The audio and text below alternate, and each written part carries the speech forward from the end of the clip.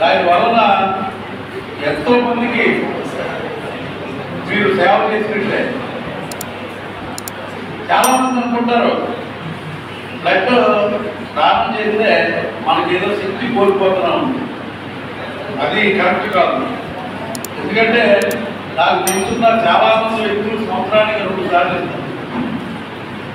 అంటే ఒక ఏజ్ దాకా అది పరిమితం అవుతుంది.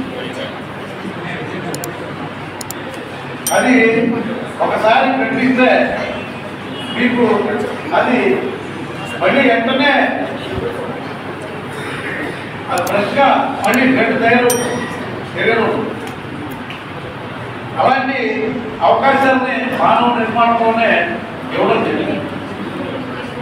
ఎంతో మంది మరి ఓపాజిటివ్ ఇలాంటి ఎక్కువగా దొరికే గ్రూపులు, కానీ నెగిటివ్ గ్రూపులు చాలా తగ్గిగా. అలాంటి పరిస్థితుల్లో ఈ బ్లడ్ ఖచ్చితంగా మీరు ఎవరొకళ్ళు ఉంటారు దాన్ని దానం చేస్తే తప్పనిసరిగా వాళ్ళకి ఆపదలో ఉన్న ప్రతి వ్యక్తికి కూడా అవసరమయ్యేది బ్లడ్. ఎన్నో యాక్సిడెంట్లు చూస్తూ ఉన్నాం, ఎన్నైనా చూసాం. మరి ఆ ఫ్లైట్ యాక్సిడెంట్ దాని మూలంగా ముఖ్యంగా మన భారతీయులు అలాగే బ్రిటిష్ దేశ చాలా మంది ప్రాణాలు కోల్పోయింది. అది ప్యాక్ట్ అయింది కాబట్టి పైన అయిపోయింది. పైన అవ్వకుండా ఉంటే మళ్ళీ వాళ్ళందరికీ కూడా ఈ బ్లడ్ అవసరమయ్యే పరిస్థితి కలిగింది.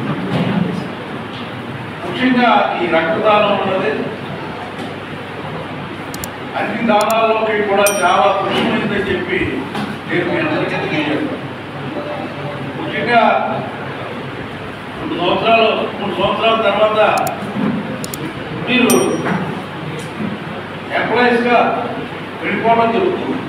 వివిధ క్యాంపస్లో ఇక్కడికి రావడం జరుగుతుంది. క్యాంపస్ జరుగుతుందో రోడ్డు మీద అనేక యాక్సిడెంట్లు జరుగుతూ ఉంటాయి. అలాంటి పరిస్థితుల్లో ఆపదలో ఉన్న ప్రతి వ్యక్తికి కూడా ఆ రోజు బ్లడ్ అవసరం.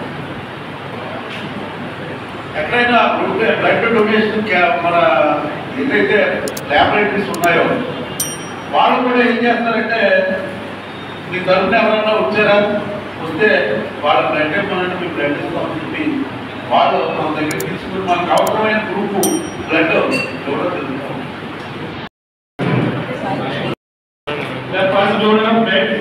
సంతోష్ జబల్పాలెం